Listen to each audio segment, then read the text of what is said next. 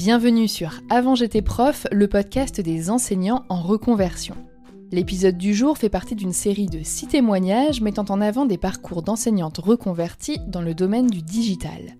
Leur point commun, c'est d'avoir suivi la formation de Manon Fayard pour apprendre le métier de Content Manager. Au programme, marketing digital, référencement naturel, rédaction web, réseaux sociaux et stratégie commerciale. Un très vaste programme qui permet de comprendre comment renforcer la visibilité et l'image de marque d'une entreprise en générant de l'intérêt autour de ses services ou produits. C'est donc un métier extrêmement varié qui se pratique généralement depuis chez soi et que l'on peut aussi bien exercer pour des clients que pour développer sa propre entreprise. Manon est elle aussi une ancienne prof et elle s'apprête à accueillir 10 enseignantes en quête de changement dans sa formation. Les inscriptions sont ouvertes jusqu'au 30 avril et toute personne qui écoute cet épisode peut bénéficier de 100 € de réduction grâce au code partenaire AJP100. Mais à quoi ressemble le quotidien d'une content manager ? Qui sont ses clients et quelles sont ses missions ? Ça, l'invité du jour t'en parlera bien mieux que moi. Alors tends l'oreille, essaye de te projeter et autorise-toi à rêver.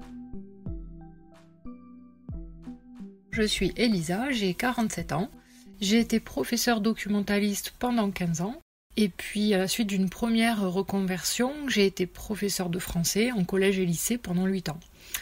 Alors au bout de 23 ans, j'ai voulu quitter l'éducation nationale.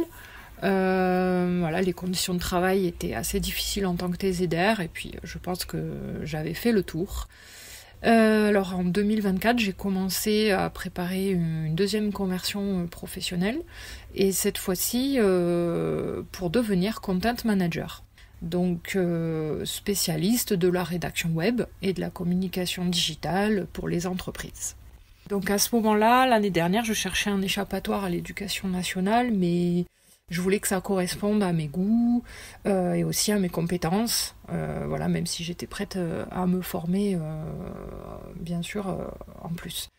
Moi, j'aime surtout lire, écrire, monter des projets. J'aime bien créer des contenus.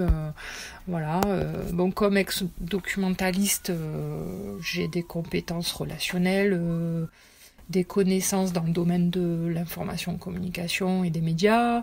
J'avais déjà animé des sites web et des blogs. Donc j'avais bien envie de me tourner vers l'univers du web en fait. Donc le métier de content manager m'a attirée tout de suite.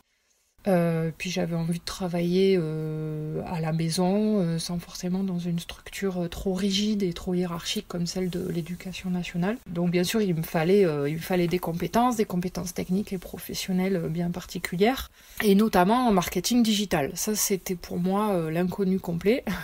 Donc heureusement, j'ai découvert la formation de Manon Fayard, qui propose un programme complet et qui commence avec le marketing justement, qui pose les bases, voilà. Puis ensuite qui explique la rédaction web, les techniques d'optimisation en SEO et jusqu'à la gestion des réseaux sociaux, voilà. Et ce que j'ai apprécié, c'est que cette formation de Manon, elle nous prépare en plus à créer notre activité professionnelle à nous en fait. Donc ce qui est bien, c'est qu'en apprenant les techniques de rédaction, de référencement, on prépare aussi concrètement sa propre activité, sa propre entreprise. Voilà, par exemple, on apprend à faire de la prospection, prévoir ses tarifs, son budget, voilà. Donc tout ça, en quelques mois, ça m'a permis de me former à ce métier-là, spécifiquement de content manager. Mais aussi d'affiner mes propres objectifs et de voir un peu plus où je peux aller, où je veux aller aussi. Voilà.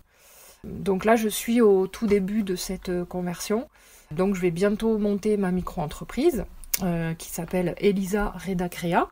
Donc là, j'ai préparé ma grille tarifaire, j'ai envisagé mon public cible, monté ma communication tout en amont en fait.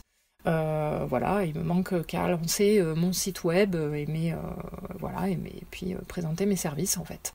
Donc j'ai déjà des pistes, des contacts qui m'attendent. Grâce à toute cette préparation et cette formation de Manon Fayard, j'ai pu prendre confiance en moi, ce qui n'était pas évident au début, surtout quand on est prof, on pense que on va pas forcément avoir des compétences en dehors de l'éducation nationale. Mais en fait, il y a une chose qu'on sait faire, c'est apprendre. Je pense qu'on aime tous ça aussi. Enfin, en tout cas, moi, j'aime beaucoup apprendre et du coup, je me dis que, oui, j'ai encore beaucoup à apprendre, mais en fait, comme tous les professionnels, mais en plus, en tant que prof, je sais que je peux apprendre et j'ai ce goût-là. Donc là, aujourd'hui, je me sens plus légitime pour aller travailler dans le domaine de la communication digitale, aider mes futurs clients. Et en plus, je sais qu'il y a des compétences qu'on a en tant que prof qui sont le sens du contact, la pédagogie, l'empathie, qui fait que on va comprendre nos clients, on va comprendre leurs besoins. On va pouvoir expliquer notre travail, se mettre d'accord en fait sur leurs attentes et nos missions. Voilà, donc je me dis qu'on part pas de rien, on a déjà des compétences transférables. Moi, je pense qu'il vaut mieux être un freelance heureux qu'un prof malheureux. Voilà, surtout pour les élèves, on a du mal à les quitter, mais finalement quand on n'est pas satisfait, épanoui dans son travail, je pense qu'on a le droit de faire autre chose en fait. Ça se tente, mais avec une formation quand même sérieuse, surtout pour justement trouver cette confiance en soi. Et moi, ce que j'ai aimé aussi, pour terminer, c'est les corrections justement très complètes, très détaillées de Manon. On sent qu'elle fait attention à ce qu'on fait, à nos exercices. On est comme des élèves là, on redevient élève, mais au moins on apprend à bien faire et à proposer des services sérieux et on se sent plus légitime. Merci d'avoir écouté cet épisode jusqu'au bout. Pense à t'abonner au podcast pour ne pas rater les prochains et rends-toi dans la description pour avoir plus de détails sur la formation de Manon. N'oublie pas qu'il ne reste plus que 6 places sur 10 à l'heure où j'enregistre, que les inscriptions s'arrêtent au 30 avril et que tu peux bénéficier de 100 € de réduction grâce au code AJP100 dans le cadre de notre partenariat. Retrouve l'actualité du podcast sur Instagram et Facebook @avantj'étaisprof et si tu as besoin d'aide pour avancer dans ta reconversion, jette un œil à mon site internet avantj'étaisprof.com.